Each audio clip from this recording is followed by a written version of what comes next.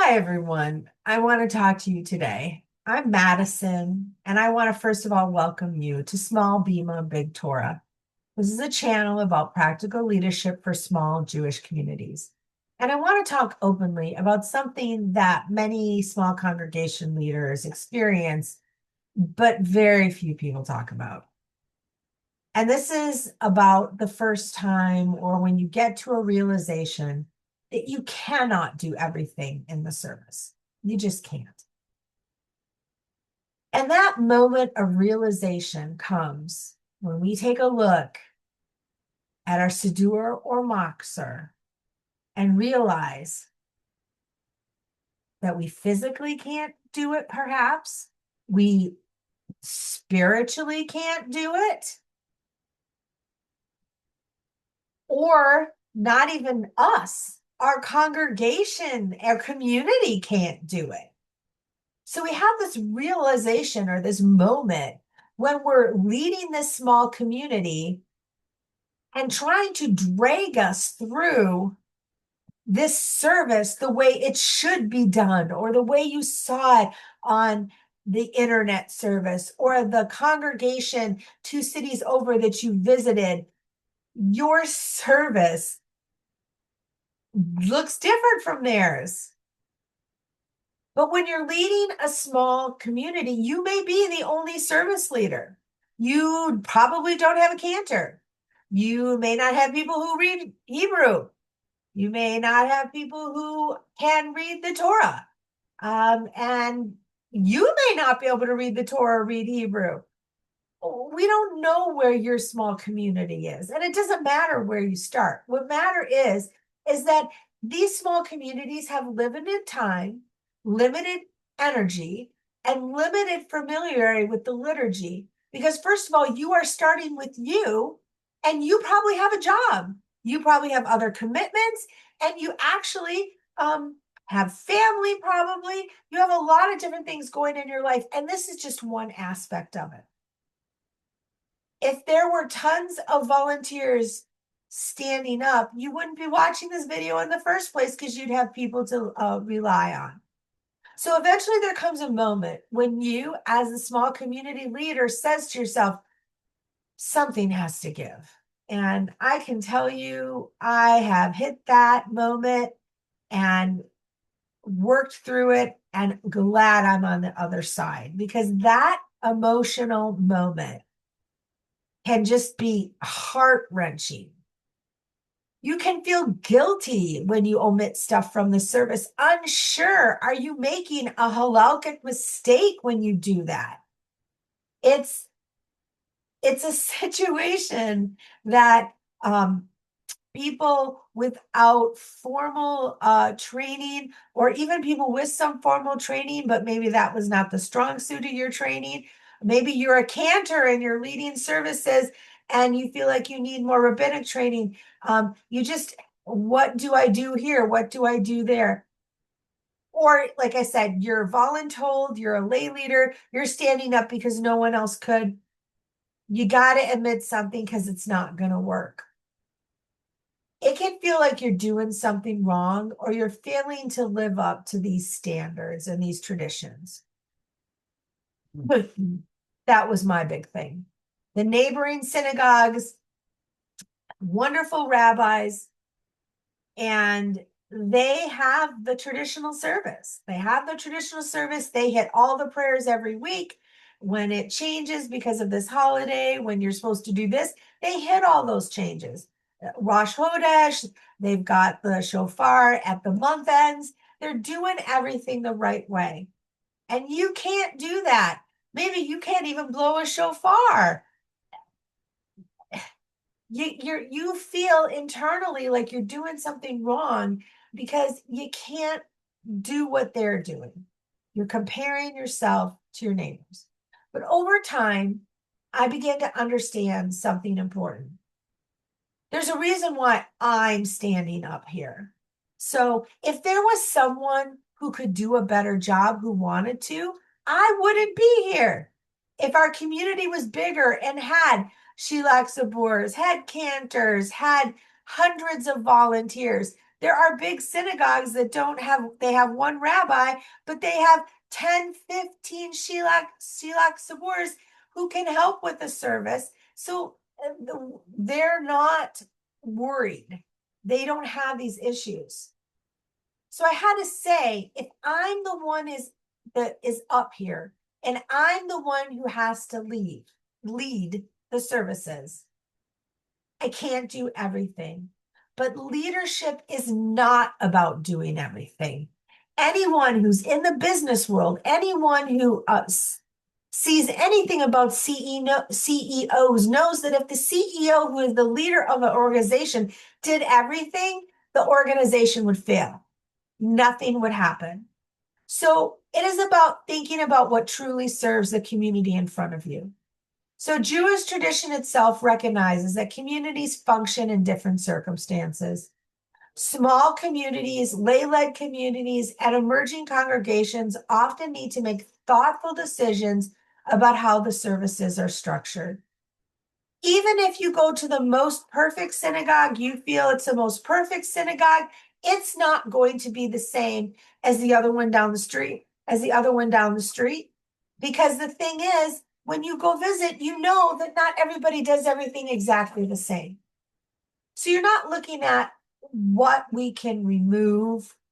The deeper question is, what does this community need to pray, to learn, and stay connected to the Torah? We need to make sure that the thoughtful decisions we're making about how services are structured help keep that community together. When you focus on the question of what helps this community pray and learn, and most important, stay connected when it's a small community, stay connected to people, stay connected to Torah, you can be less anxious, less guilty about cutting things, and more about creating a service that is meaningful and sustainable. So I want to tell you, though, if you grew up in a tradition and you are very much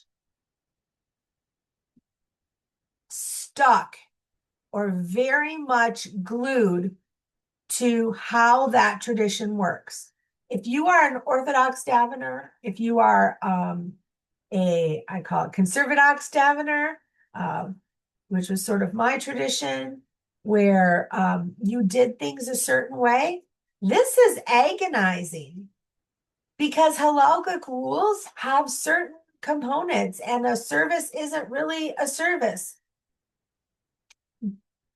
But whatever community you're in now, the most important thing is to keep that community going, to keep that community together.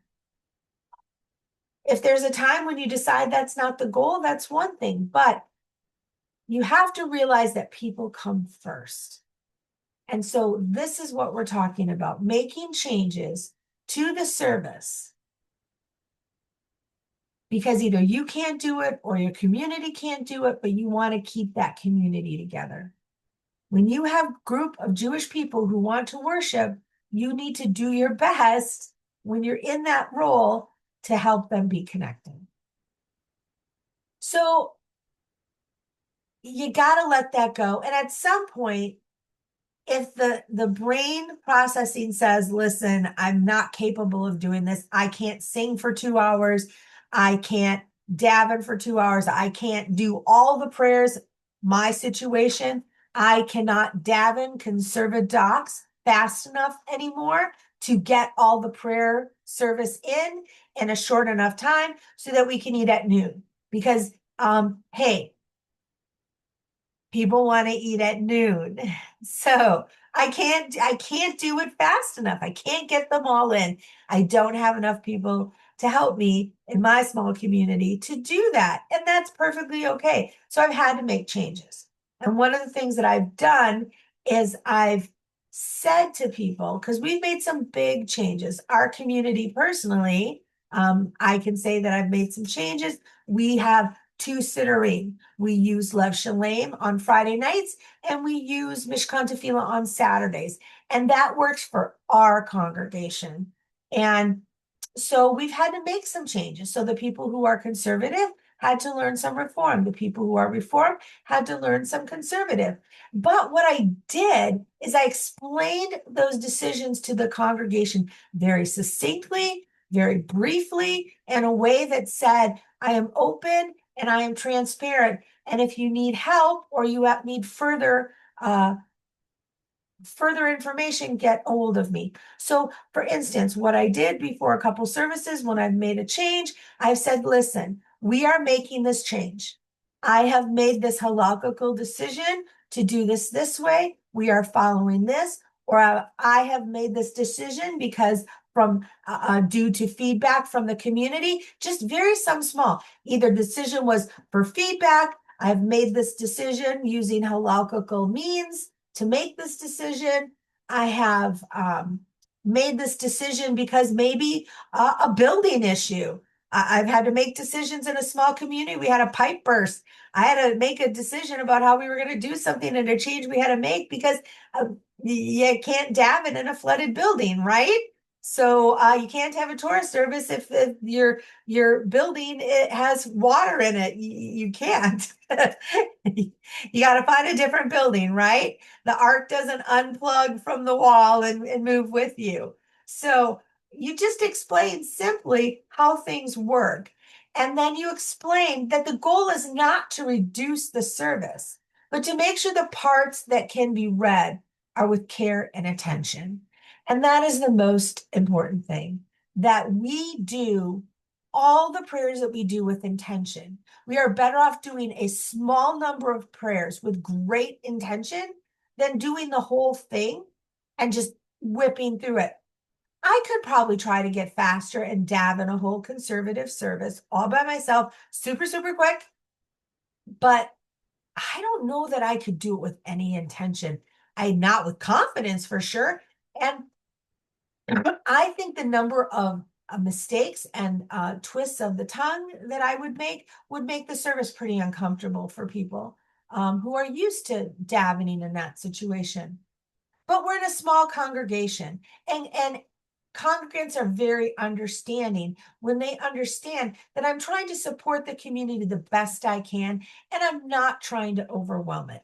Because if somebody could do a better job davening than I could, they would be leading the service, not me. And I always invite people, if they know what they're doing and they want to share or participate, to go. I can still keep the leadership role in my small community and the vision and the connectedness, but I don't own the whole service. But people understand that when you explain where you're at. So leading a small congregation requires thoughtful adaptation. You got to let go of the idea that everything must always be done exactly the same way, and they can actually create space for deeper prayer and stronger community when you let go of that. If you've ever faced the moment as a leader, you're not alone. You're really not alone. We face that, but we're afraid to say anything because that's not the way they do it everywhere else. And because some leaders in big congregations or with lots of volunteers, they never have to face that issue. But in history, if we go back, if we talk to our elders, especially during certain times, World War II period, where a lot of people were hitting in different pockets, I bet you those leaders had to face that a lot. Small communities are learning to carry big Torah in a realistic and responsible way through intention and through keeping the community together. So, thank you for listening. This is Madison. I have a small bima, but I carry a big Torah.